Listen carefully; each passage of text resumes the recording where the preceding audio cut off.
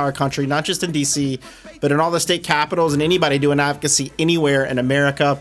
As I talk, if you have questions, there's a chat box on our live feed stream on YouTube. You can just type those right in, and we'll get to those at the show. And this show really is about tailoring your needs and focusing and zero in on what you need. So at those events, there may be a theme. But on this show, the theme is whatever you want it to be. And so you can drop in those questions and we'll cover those. I do want to thank folks who helped me build this platform and the ability to do this. The first is Human Media. So Blake is in our set up our studio and he's in the production room. Hey Blake, how's it going? Very well. Awesome. It's Human Factored. Human Factor. You that a million times. There you go. Human Factor. But I want to thank them for allowing us to come into their studio for free and set up all these great things and run this show for us. Free. And power it. Yes, free. Thank you. And then also our partners at Spark Influence. Brian Fracken is my co-host today. Hey, Brian. Sir, Andy Polk, what's going on? How are you doing? I'm doing great. This is great. Oh, there's Blake. There you go. I love it. Brian has gratefully donated time and resources as well to help us build out our website and help push out information to folks, letting them know about this. So, Brian, thanks for doing that. Hey. And of course, Spark Influence is a advocacy company that does technology that helps people better understand advocates and better activate them, right? That's what we love doing, right? There you go. Helping people. Building That's right. communities. Building communities. So, and throughout the show, Blake will chime in on his insights to questions that come in or comments. Yep. The same with Brian, and they both bring unique insights into advocacy, both from technology or audio, visual, etc. And then my background is I was on Capitol Hill for like 9 years, and then now I've been doing advocacy for the FDRA. Right. It's Big Shoe. We're big shoe lobbyists. Big shoe, that's Big right. shoe. Big shoe. We also lobby for little shoes too. Little shoes too. So I'm a practitioner, and I really want to do this because there's always people in need and always people with questions, and it's just a super fun way to engage people in our industry that's never been done before. Super innovative, and I'm super excited. The first show that we've done, yes, sir. We brought in my friend Joe Franco. Joe Franco, who is the number one. You're number one of all time. Franco. Of all time. Love it. Joe is the vice president of advocacy for Leading Age and president of the Grassroots Professional Network. Joe, welcome to the show. Perfect. Thank you. Thank you for coming. This is fun. I'm on the pilot. Let's hope it doesn't get canceled. Let's hope it gets renewed. Let's get renewed. We're all praying. Let's get renewed. Yeah. We're all praying. I love it. So, Joe, as we kick off this show, maybe tell really quickly, you guys just had a huge fly-in recently.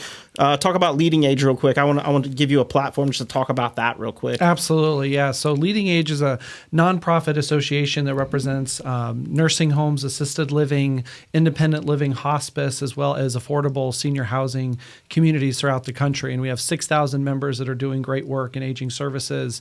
And, it's really empowering to work for an association that's helping people who have a mission. And the mission is taking care of our loved ones and providing the best care. And, last week we had our great leadership summit here in D.C., which ended with our lobby day. We had close to 300 advocates go to Capitol Hill and meet with members of Congress. And, those are powerful meetings. We talk in advocacy about the importance of, emails and phone calls, but there is nothing like seeing an advocate sit down with a member of Congress or staff and really just lay it out, show their heart and soul and say, I'm providing these services in our community. I'm creating jobs. And you probably know someone in one of our communities as we're helping them out. And this is what we need you to do. Right. And then to have those members of Congress, their staff look at you and say, yeah, we get it, and maybe they didn't get it ahead of time. Right. But now they see the issue in a new light and they're saying, okay, let's look into that. Let's have those conversations. And then, of course, it's great when you get the win, right? And they say, you want us to co-sponsor that? Sure, not a problem, and you're able to just kind of check that off, especially with the new Congress. You got to start over anyway. Right. So it's nice just to even ask an office that you had before, like, will you be a co-sponsor? And they're like, well, sure. But it's like you just get that momentum in your advocacy program. That's great. With folks. Let's talk about kind of the secret sauce to getting those folks to come out for an advocacy fly-in for a day on the Hill. Yeah. We taught you mentioned, you push out a lot of stuff. We all push out stuff on email. Right. We all push it out on social media. The digital platforms are the easiest things for us to sit back at a desk and hit a send button and it goes out. How do you guys track who's opening? How do you take the digital world to the physical world? How do you take it from talking to those folks in the digital space and then activating them to get on the ground and go up there and do those meetings?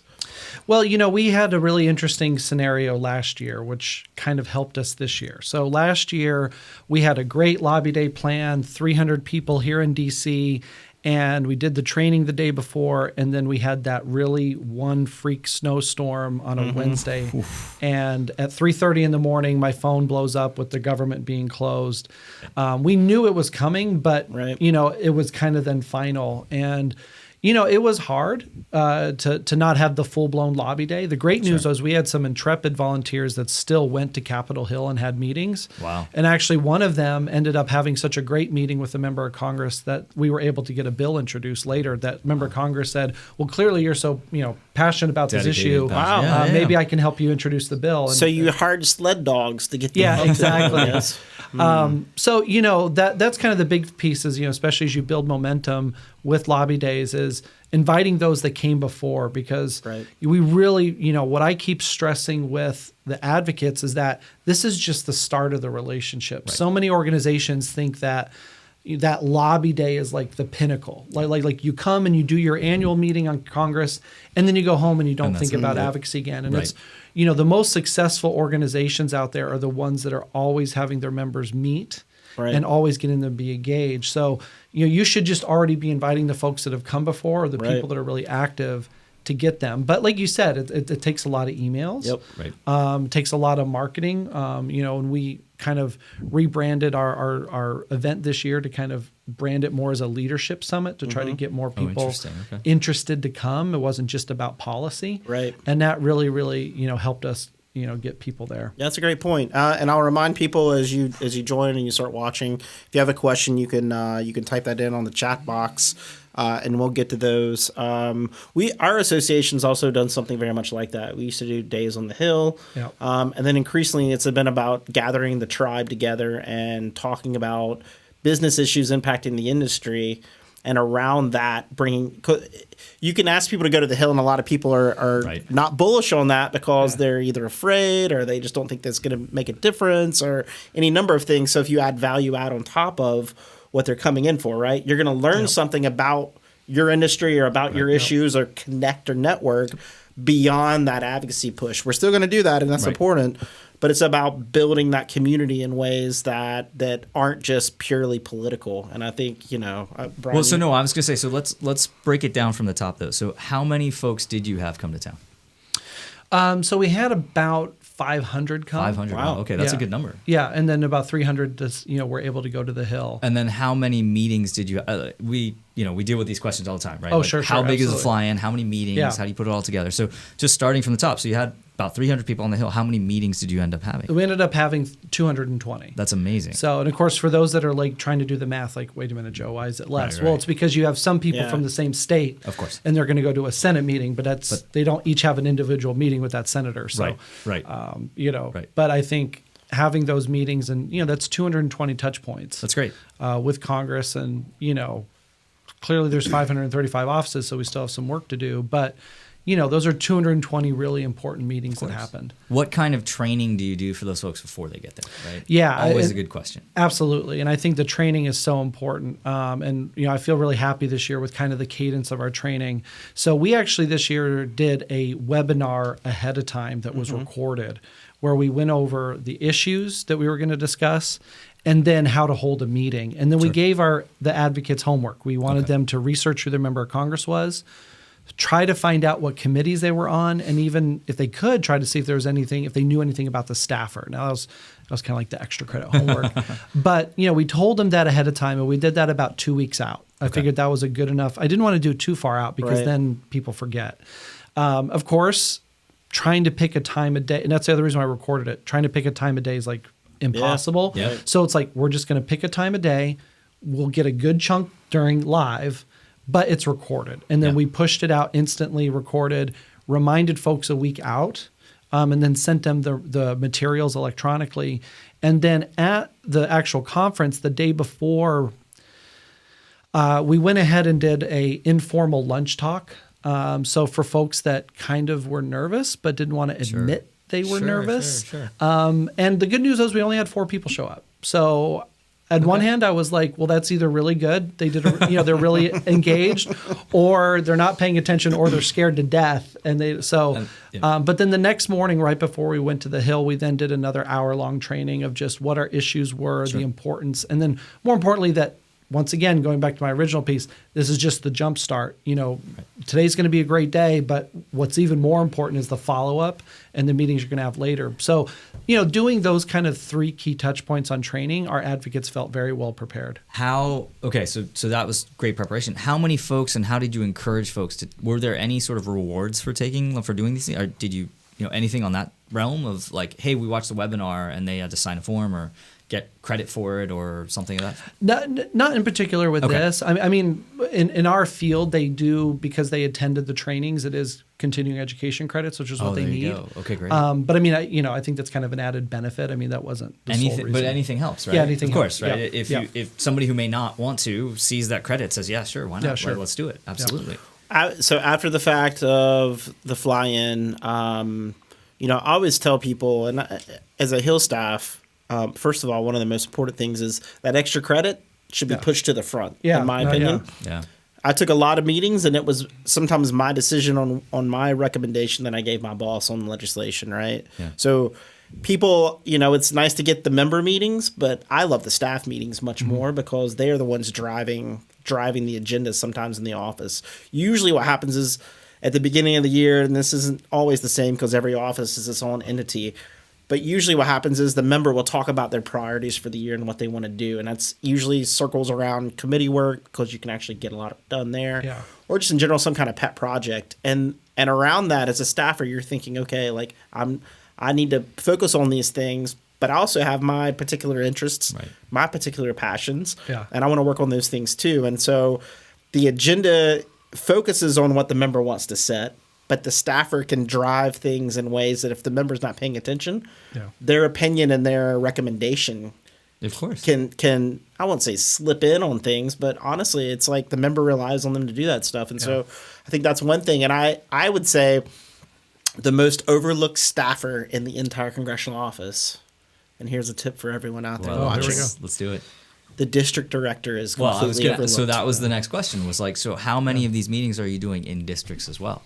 So that's the big push now, is to then get folks, the beauty of us having our lobby day earlier in the year, which is harder to do, but we now have lots more opportunities for congressional work periods. So the next one is the spring, quote unquote, Easter recess that's coming up next month. So we'll be doing a big push there, especially as we're working to get co-sponsors on a one key piece of legislation. So it's a really good hook to say, hey, you just had that meeting. Now you can do the follow-up with the district director, invite them into your community so they can see the problems we're having and what this legislation will do.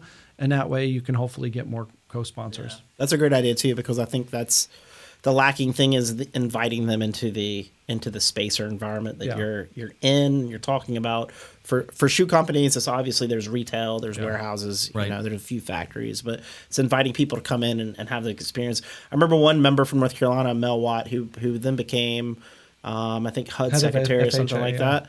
He used to take a whole week out, and he would go work every day at different jobs. So you might see him at Burger King serving at the drive-thru, and then one day he might be at like FedEx working at FedEx. So I always thought that was really interesting. He wanted to go out and experience that. I know, like any members that went to Walmart, they got their own vest and badge and that kind of stuff. Yeah. So I mean, all those are like touch points. And today it's especially interesting because now everyone has a phone.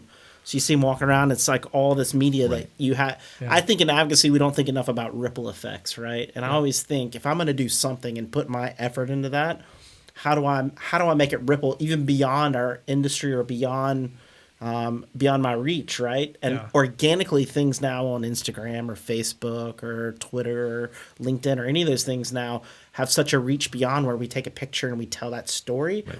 And we're advocating beyond our realm and capturing people's attention on those issues, which could be important in ways we don't anticipate either. Yeah. So Yeah. No, I love it. I mean, look, I think you're absolutely right. Is the district is the new hot spot. Not that it hasn't been, but it needs to be, because we're concentrating so much on Congress, but the district is where those people, they want to meet you where you are, right? And that's the perfect place to do it. They want to be in there. They want to go out and they want to do these things. And, be cynical, don't be cynical, but they want to get reelected. Right. And how do we help them? If they come out and show compassion and show that they're part of the effort and show that everything else is going on around them, then we take good photos, we take good pieces, and our issues get heard, and they get seen talking about our issues, and everybody wins to a degree. And another big thing that helped us this year was the fact that there was a gigantic change election, right? And I mean, we're seeing more and more swing elections in the past 2 decades than we've saw previous decades. So, I think you're right. Members of Congress have realized that it's very possible you may be a 1 or 2 termer if you're not active. And that was, I think, another really good motivating factor that we used with our advocates was telling them, there are over 100 new members of Congress. Almost 20% of them are brand new. Yeah. You likely don't know them. They likely don't know you. So this is a great opportunity for you to introduce who you are, what you're doing. And I think all organizations should really be not forgetting that fact. It's really easy to just go back into our habits of, Congress is Congress. But I mean, this is the most diverse Congress that we've ever had. Mm-hmm. And we have a Congress that looks more and more like the American people. We have members of Congress now that are caregivers. I mean, we have our first, single mother that decided to leave her children in Orange County and is literally commuting to Congress. Wow. And so, that means that Congress is now not a bunch of rich folks that don't have to worry about those like pocketbook issues. Right. I mean, there's a member of Congress who's like, how am I going to make sure that my kids did homework last night when I'm at a late night hearing? Yeah. So, I think we can use that to our advantage, whether it's, footwear distributors or people that run aging services or patient advocacy groups, looking at those members of Congress and really tailoring your stories towards who they are. I think that's a good point. You have to know your audience, you have to know their story, and then tailor your story to fit where that is and find those connection points. And I'll remind people who are watching on the chat box on the right-hand side of your screen, make sure you drop a message to try to stump Joe. Because we do want to see him trip up at least once on the show. Exactly. It's like a NASCAR race. You don't tune in to see him go around. You tune in to see the wrecks, right? And if he doesn't mess up, then I need to mess up somewhere to make this like really, really dynamic. Let's change gears just a little bit and talk a bit about people in advocacy. All of us have been in advocacy for many a year, but we've got more and more companies and industries and folks, as you said, as this kind of change Congress. And this disruptive president trying to be polite about this, there's more uncertainty than ever before, and there's more engagement than ever before. And we have more money flowing into D.C. for lobbying efforts, advocacy efforts than ever before. And so we're expanding the advocacy kind of industry in itself of all the folks doing this stuff. So if you're new to the industry and you're wet behind the ears and you look at what advocacy is, what successful advocacy looks like, and what these young folks, as they're coming in, need to focus in on. What is some advice that you give to folks? I mean, you're president of the Grassroots Professional Network, has a lot of those young people attending these free events around the country. What are you hearing from them that their challenges are, and how do you mentor them and give them good fatherly advice? No, absolutely. Well, I think the biggest thing, as always, is everybody, it's great that advocacy is expanding. Right. I mean, it's hard to believe when I entered Grassroots, and my first title in DC was Grassroots Specialist, which was great, and I loved my job. But if you had told me back then, 15 years ago, that I would be able to be a vice president of Grassroots, that just wasn't possible back then. If you wanted to be a VP of government affairs, you had to go to law school and you had to be a lobbyist. So we've seen with the way that the dynamic has changed in DC, and the fact that whether we like it or not, Citizens United and all these places that kind of dismantled our campaign finance system, advocacy is what get things done. I mean, lobbyists are important, and I'm not saying that they don't do a great job, but it's the grassroots that's really been able to push these the big changes. Help desk, right? Yeah, exactly. It's not. It's true. So, but I think the biggest challenge for a lot of staff in this town is that we've been given more opportunity and more responsibility, but the budgets haven't been there. So Right. it's utilizing. I think we get a lot of folks that ask us, what can I do with the very limited budgets I have? And I think that that's the key thing is being smart about how you're spending your money, have a plan. Don't just say, oh, we're going to put all of our money in Facebook ads. I mean, because that may not work. Or, we're going to buy this new whiz bang tool. Buy tools that are going to help you and help you accomplish that goal. And then I think it's always goes back to the basics. I mean, I think the number one thing is focus on the skills that make you a really great worker, time management, but then also writing. I mean, it's really hard in this era of texting and short messages to not focus on your writing skills. But, when we're writing website content or emails, it's got to be right. It's got to be right the first time. And, our advocates expect us to be that way. And, members are, we can't be misspelling things and that. Right. So I think always going back to the basics is really, really important. I think one of the biggest challenges, especially for young people coming in, they may not have, they may feel like they don't have the skill set to do certain things, but I think speed is the highest paramount that we deal with now in advocacy is speed. True, absolutely. Something happened, we've got to turn around and let people know instantly, right?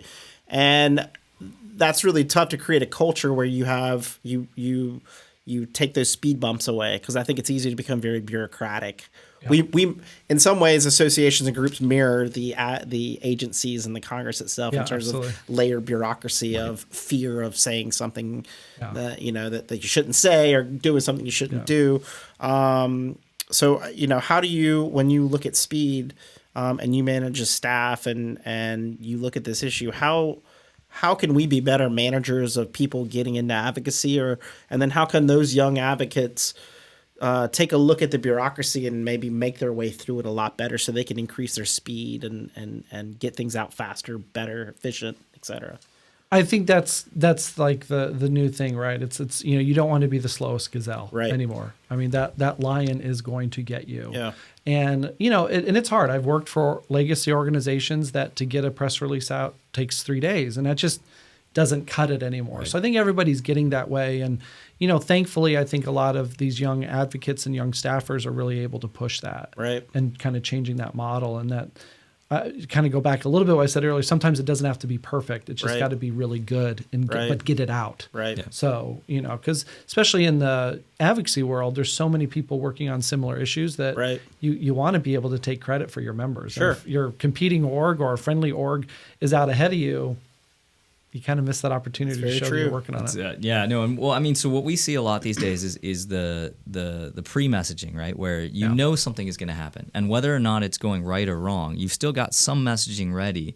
Are you guys seeing a lot of that in terms of like, okay, it's either a win or a loss, but the loss is till next time, right? Yeah. And so let's build that back and keep that engagement going. Are you guys sort of preparing that? Are you seeing that? Is that something you sort of suggest to folks? Tell me a little bit more. I mean, that's kind of the beauty of why I got into advocacy campaigns was, unlike a political campaign where the day after election day, it's done, right? Yep. Either you won, you lost, whatever. Right. Yep. We're in perpetual campaign mode. So whether I win tomorrow and my bill gets passed, then it's, what's the next law? Or if we lose and get our teeth kicked in, then it's okay, pick yourself up, and there's always next year, guys. Right. But then that brings on, I think, kind of the other like really hard issue that advocacy professionals have to deal with, and that's issue fatigue. I was just talking to a close mentor of mine yesterday, and Eddie, he said, if I have to keep talking about this one issue again, like I've been talking about it for 6 years, I'm just tired of it. I want the bill to pass. Right. And imagine if you feel tired as a staffer. Right. Sometimes our advocates can feel that way too. So we really have to be unique in our messaging and talking about these issues, because we have to remember that our advocates may be going, oh, this issue again. Yeah. And if we're not excited about it, they're definitely not going to be excited. I think that's where you have to let go a bit and start building in those storytelling abilities of asking the advocates to share with other advocates and remind them why it's important. Personal stories remind other people why it's important, and pull them in different ways. I mean, we do a podcast here with Human Factor. Got it right this time. Thank you, Andy. Paula, yes. And it's our voices every single week, but we always have a guest on, and they're always telling their shoe story. They're always telling their personal journey. They're always sharing different things, and I think that's hugely important. That if you want people to continue to listen to you, you can't just do it yourself. You've got to get other people to help message. So that fatigue, it's almost like a different voice provides a different perspective and reminds people, like, I remember why we're fighting, right? Like, you need that time and time again. You need platforms that can do that and re-engage people. Right. The one thing that I'm really thinking about now, and I have for a while, and it's not really been discussed, but you talk about issue fatigue. I like to talk about angry advocates.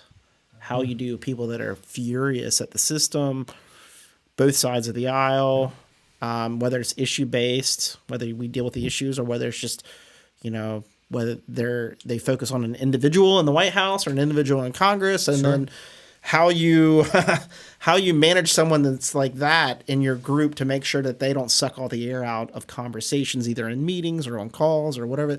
I think that's one of the biggest challenges that we have now too, is dealing with these like furious people and making sure that we care about what you're saying, but we need to direct it right. We need to be strategic, right? Strategic. I think that's a growing issue that we all have to deal with and talk to, and cooks people off the ledge sometimes. So we talk about how we're educators and marketers. Sometimes we're psychologists too, just to be like, lay on the bed, calm down, it'll be okay. Like, well, I mean, I love that about how sort of the profession is changing. You talk about how you started 15 years ago, right, or whatever it is, and me too, and I get it, and it's fascinating to see sort of how we've all changed along the way, right? Because before it was, folks coming out with fantastic masters of public policy, brilliant people, and then coming into the space and being like, okay, it's all about policy, and we need 1,000 letters tomorrow and $1 million in PAC donations or whatever it is, and being completely unprepared for any of that. And what we're seeing a lot more of, or I'm asking you this more as GPN, but like, are you seeing that sort of well-rounded person where it's not just policy, but that plays into it, of course, but they're starting to say, you mentioned writing, you mentioned sort of marketing, sales, that kind of concept of, I've got to think of this as I'm a small business. I'm a person who's running this little thing, and I've got to customer retention and customer acquisition, and I've got to write that marketing email and put it right and things that. Are you seeing sort of that type of education coming together with this new role? Yeah, and I think that's why you're seeing, first of all, you're seeing degree programs that are helping out with that. Where might I find that degree? Yeah, full disclosure. And who would be teaching me that class? Yeah, I'm at the Graduate School of Political Management in George Washington is a great hands-on program that teaches those direct skills.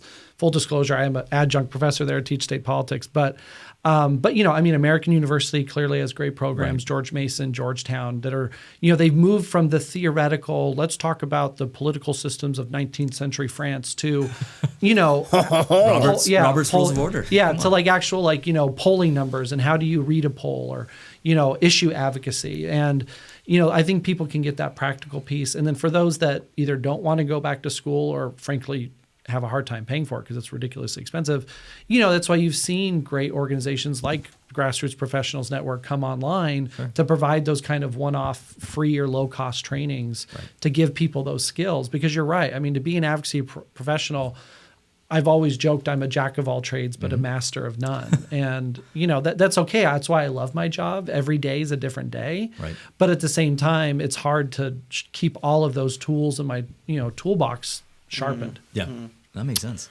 As you look at people who are really widely successful in doing advocacy, what do you think that separates them from everybody else, kind of the average that are just doing the day-to-day? I mean, we talk about quantifying what we're doing with meetings and letters and all that, but I feel like there's a question of quality to what we do as well, right? And I just don't know. You talk to a wide variety of people representing a wide variety of different industries. So when you see someone who's doing just killing it out there, what are they doing that other people need to be, doing as well? Are they just grinding it out? Or they've done it for so long, or is there just some kind of secret sauce they got where they're like you said, they're the jack of all trades, and they're self-aware, they know their weaknesses, they improve on those. Like what are some things people can look at to improve on their own? Absolutely. I mean, I think the biggest, the people that are doing great jobs are out there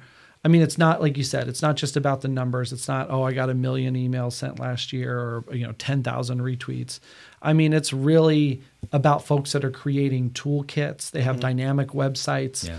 And then, I mean, granted, I know you can't always win, but seeing someone have victories, even if it's incremental victories all the time, I think those are the people that are really, like you said, killing it. And, to quote a great mentor of mine, you got to always be closing, ABC, closing those advocates, as Andy Polk likes to say. And just. Did I say that? Yes, you did.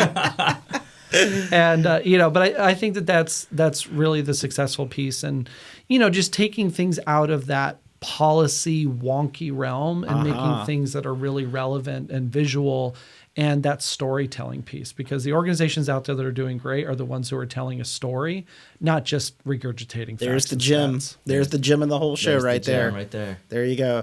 I mean, I think we all know that, Yeah. but sometimes someone has to say that to bring it to the front of our brains and remind ourselves, like, people are consuming content differently.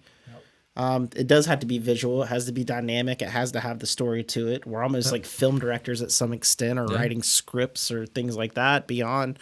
And it is so easy to, especially if you worked on the Hill or something, to fall back into that wonky language where people look at it and they're just like, I can't even figure out what this is. If you're talking to an advocate on the margins who cares about the issue, but it doesn't really impact maybe their day to day, and you're talking in that wonkish language like HR 472. I mean, that automatically, if I were, I gauge a lot of my politics by my friends back home. Sure. Who aren't in politics, and I asked them what they think about it. And that's how I gauged a lot when I worked in Congress and on campaigns was, how do you see this issue? Because I want to see we're cursed with the knowledge of knowing these things inside, outside, living La Vida Loca every single day. Boom. But I completely agree with you. I think I do think successful people go back to storytelling. They go back to their managing their database, cleaning up the database, who we got, who can we connect, who are our influencers. These Our people next are 10 shows right there, baby. Absolutely. Yeah, I mean, any of them. that stuff, right? All So of it. I think that's the gem of the show. I love it. I think we have a question, Andy. Do we have a question? We do have a question. That's awesome. Let's see. And I got another one when we're done. Oh, this is a good one. How do you guys handle the balance between fundraising and PAC activity with the need to have people engaged who would never give? What are some PAC boosting strategies? So political action committee obviously is hugely important to, you got the grassroots going up to the Hill, telling that story. But at the end of the day, when there's re-election coming up, it's always nice to cut that check to the member just to say, hey, remember all these people came up. This issue is hugely important to your district. Right. What are some strategies that people are using out there that are hugely successful to raise PAC money and then Well, I think, fundraising, it goes back to consumer activity. I think the groups that do it really well, whether they know they're doing it well or not, is they're treating their PAC members like consumers. Yeah. And we love we love status and we love things as human beings, right? That's why you're a Hilton Honors member. You want to be an A-list. How did you know, Joe? Yeah. You want to be an A-list member on Southwest. And it's the same thing with PACs. And, the successful PACs are the ones that have clear levels and they always are getting people. If you're a silver level at $500 a year, for just another $500, you could be gold level, but then you're going to get a letter from the CEO, or you're entered into a raffle to get something. And I think so. When you can tier that and give that recognition, I know the realtors. I don't know if they still do. I assume they do. They're whenever they give out the pins, they give these.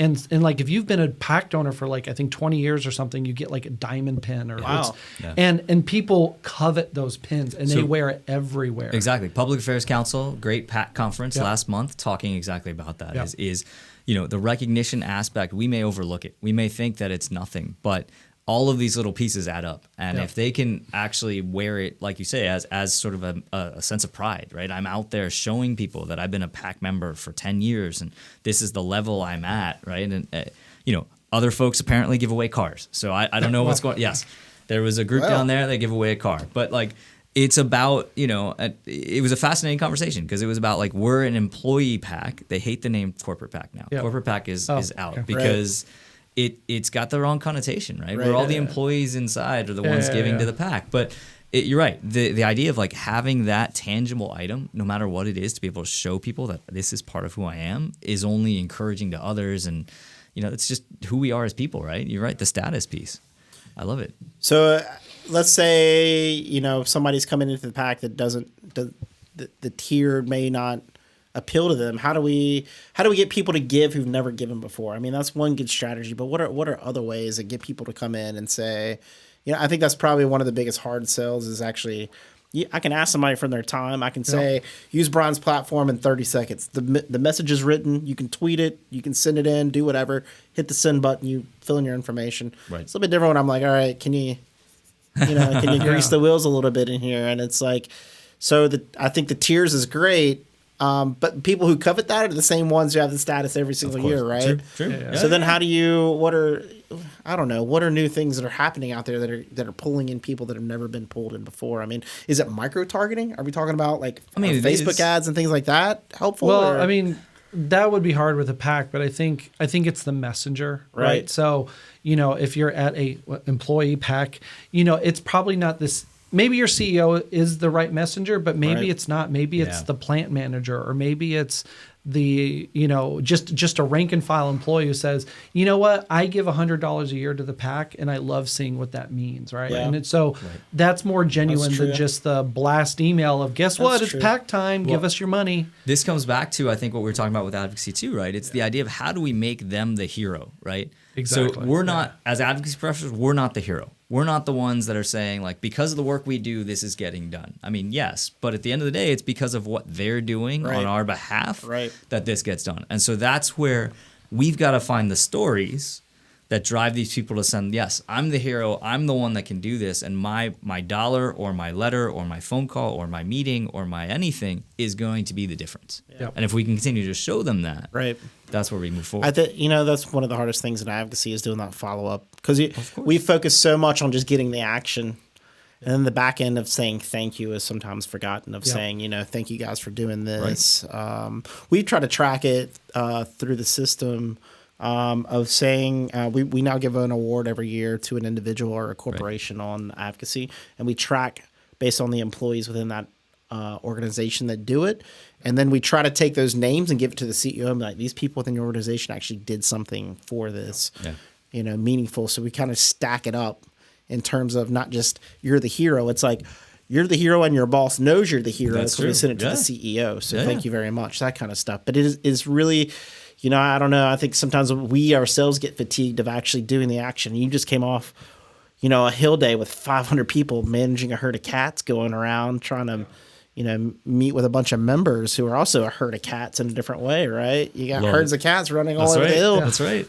And you're exhausted. And then now it's like one of the most important things you just said, it's the follow-up. It's the follow-up. All right, now's the starting point. Right. Let's it just started, and so I don't know. Maybe we all just need to have some advocacy Gatorade and gear up and just realize like the grind never ends. Advocacy help desk, great. And if you're and I'll tell people if you're, it's not about working in DC and it's not about the power in this city or whatever. I love the journey and I love the grind, and I tell people it's like I'm looking at what I can tell who's got the grind and who's got the guts for it and the love of it, is how they talk about it, right? Yeah. And I'm like, what are you doing? What is this? And if it's all super, we're doing so good. It's like, that's great.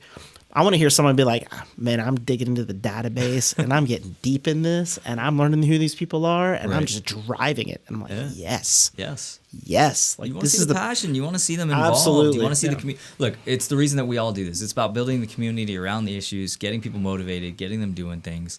I have one other question. I don't know how much time we have. Oh, we got I had a question I got yesterday. It was, how do I bring back, those apathetic people, those folks that maybe were participating and now have slowed a bit? What is that way that I can bring them back in the fold?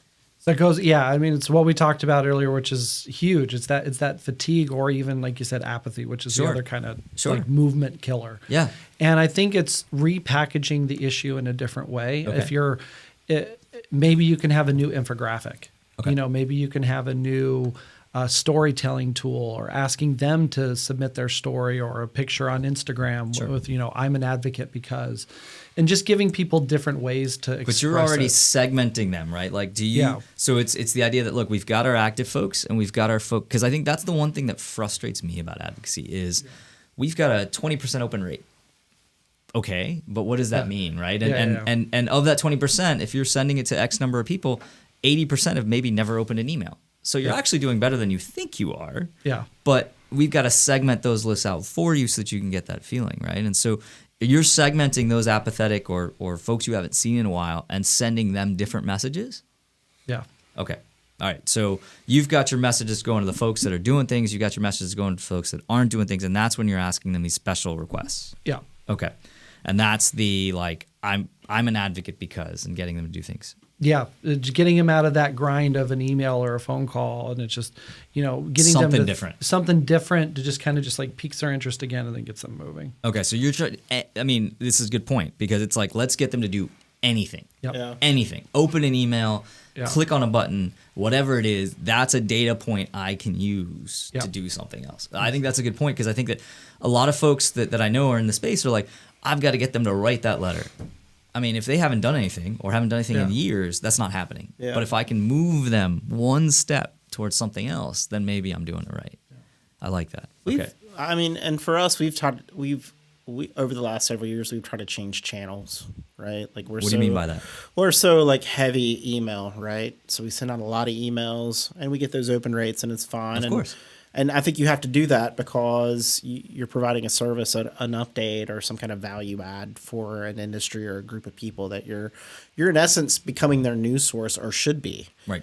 I think we all should be media companies. And when we talk about fatigue, and we recognize that we're sending out so much heavy, dense stuff about things in DC, you have to start integrating things in there about things on the margin that add value in ways that you might not anticipate. I think that's the difference of just good branding and good marketing to say, okay, like for instance, when we started our podcast, we didn't really know.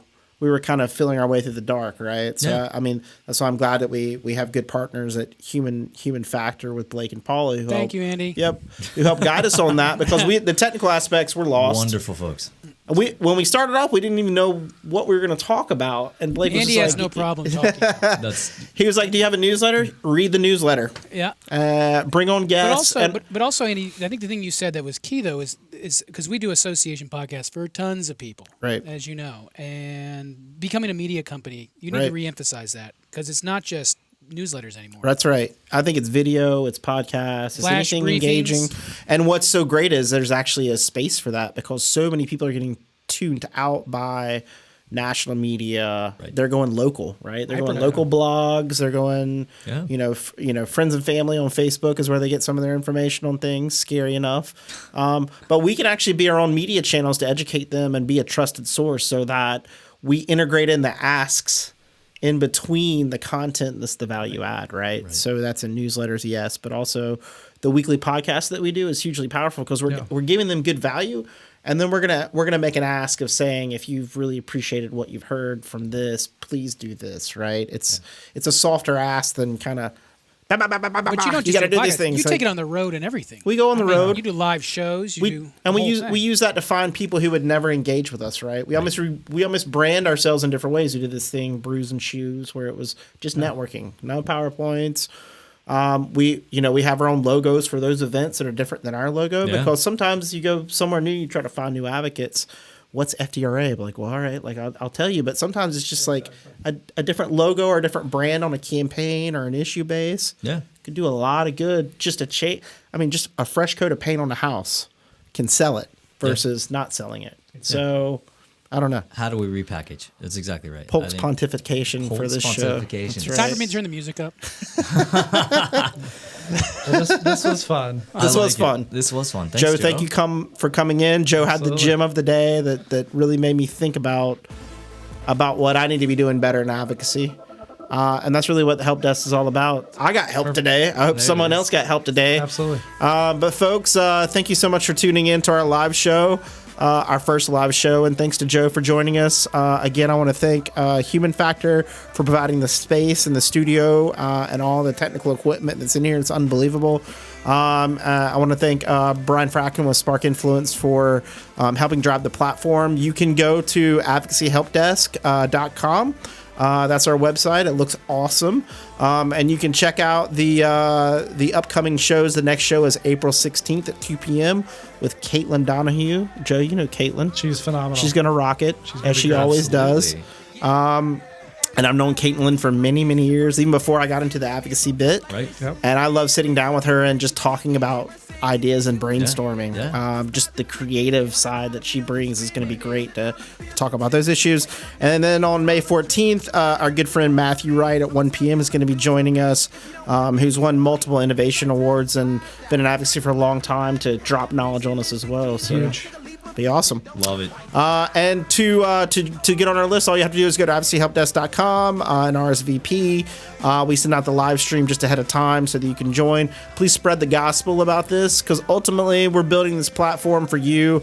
And we want to focus on what your biggest challenges are immediately challenges and what you're dealing with, and try to adjust those things. Not just a topical overview of something, but like digging into things that you really need help with. Because ultimately, as I said at the start of the show, when I came into politics, I had a lot of help, and I think this is a platform where we can give a lot of help to a lot of people, even beyond people we know. So spread the good word. Joe, again, thank you for coming on. Absolutely. Thanks for everybody for listening. Until next time, make sure you visit advocacyhelpdesk.com and RSVP for the next show. Thank you. We're out.